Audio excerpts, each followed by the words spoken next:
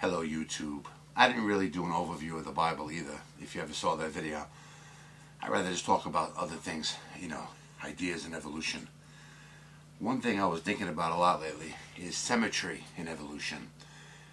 The fact that over 99% of all creatures on this earth are symmetrical. That is, it's like a mirror image. One side looks like the other. And if you break down symmetry into 4 groups, you see something interesting. Like, for example, the human body. The skeleton, that's like group 1. The skeleton, makeup of a body. That's very symmetrical, okay? The overall look of human beings was very symmetrical, okay? But if you look at the surface of creatures, then you see they're very similar on both sides, but you might see beauty marks on one side, or a blotching of the skin, or like a leopard or animal might have different colored spots on either side. They're not perfectly symmetrical, so the surface is not symmetrical. You know what I'm saying? Also, if you look at organs, some organs seem very symmetrical, but then you have one heart, one liver, some things look scrunched in there. So within the symmetrical frame of the human body, and all creatures for that matter, the organs themselves really aren't symmetrical. So that's kind of interesting too, how you have symmetry and then you don't have symmetry within the symmetry. I think part of understanding symmetry and how could this happen within all the creatures on Earth, especially in a predator-prey type system like we've had for billions of years. How come animals didn't develop with eyes behind their head? Wouldn't that have been advantageous, to see who's coming after them, you know what I'm saying? But no, I guess evolution gave them senses, other senses like hearing, even instinct, I guess, if you want to call that a sense. But also, I think a very big part of understanding commonalities in symmetry in creatures is the senses, but not only the location. Like most animals seem to have the eyes, nose, and mouth and the ears in the same proximity. That's interesting in itself. But I think that goes to movement. Now, if you look at the human body, just for example, you could sidestep, you could run backwards, you could swim, you could jump, you could do many things. But most movements in your life will be forward motions. So it does stand to reason, it does make sense that your senses would be aiming towards the front. Like if that's the way you're going most of the time, it would only stand as you evolved, you would have these things in the front, And not just the eyes, obviously, the nose, Like you might smell something because you're walking in this direction. You smell something, and then your eyes, and your brain connects the two. Now you see the source of the smell. That makes sense. Also the mouth, okay? We have hands. So hypothetically, if we had a mouth behind our head, humans could, we could feed ourselves, I guess. As stupid as that might sound, but you see the point I'm trying to make. But look at animals who don't have hands, okay? They're going in to eat prey, some dead fallen animal or vegetables or whatever the hell they're eating, fish. Eyes, nose, the mouth's right here. They don't have hands in which to grab, so they got to go into the food with their eyes, their nose. It makes sense that the mouth would form there. You understand? They're going in for the food. So you can see why the commonality in symmetry in all the creatures. Even symmetry in bone structure has to go towards movement. I mean, look at the human skeleton.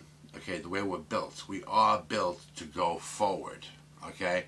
We can sidestep, we can jump backwards, we can flip backwards, but in most of your life, the movement you will be making most is walking forward. And look at the way we're designed, the way the feet are in front of us. You understand? We're made to go forward. Like I said, we can go multi directions, but you can see how we evolved into creatures that go forward, and that coincides with the face, eyes, nose, mouth, even the ears, our senses, the way we're going. A lot of people speak of intelligent design. I can make up a fanciful story now. Don't think I'm trying to say this is true. I'm not. I'm just saying, you could picture God sitting there drawing all creatures from a profile view, and then if you hold it up to the light, you can see through the other side. No matter how you look at that picture, it's the same.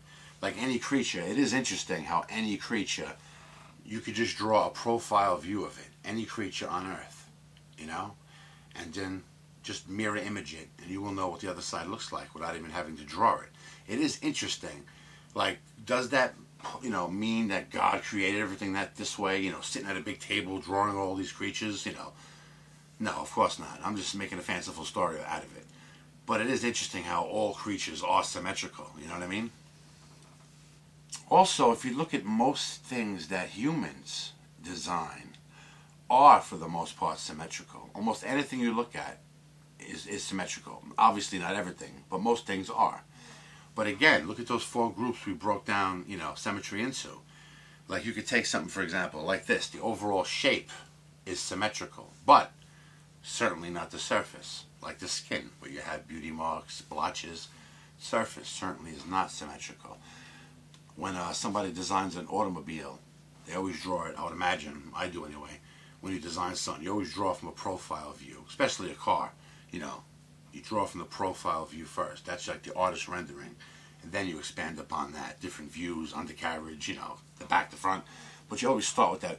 So it's kind of interesting how creatures are symmetrical, and a lot of things we design are symmetrical. Like I said, if you don't believe me, just look around your house. Almost everything is symmetrical, but the surface will look different. Like on a pack of cigarettes, it's very symmetrical, but the words, obviously, are not symmetrical. It says different things on different parts of the box, like the skin, Also, how do men perceive one another? Other beings that are not symmetrical? Freaks? If you got a big lump coming out of the side of your face, or one of your arms is, huge, or you got that elephant man disease, and your body's not symmetrical anymore. It's like almost disturbing to people. Some people can't take it. It's like, ugh. Like they can't look away, or they want to look away, or they're throwing up, or, something about that lack of symmetry in a person is now they're labeled a freak and different. I wonder if that's why men, when we design things for the most part, there is a symmetry to it, because it's more, I don't know, pleasing somehow. I don't know, to our eyes, or it makes you think though. You wonder, like, is that why men like symmetry? So, in closing on this video on this topic, I just want to say that I believe symmetry to be one of the most important things or elements in figuring out all the missing tidbits things we don't know about the evolutionary process. Symmetry has to be important, very important. Because remember, look at the differences between mankind, skin color, shape of the head, the eyes. Okay, there's certain differences. But now look at the differences between man and other beings. I mean, some creepeth upon the earth, some take to flight, things swim, some crawl, some have skin like us, some are covered in scales, some in feathers, fur, different kinds, so many variables, right? But we all have symmetry in common. And I think that makes symmetry very important. There's something to it, Anyway, I'll see you next time.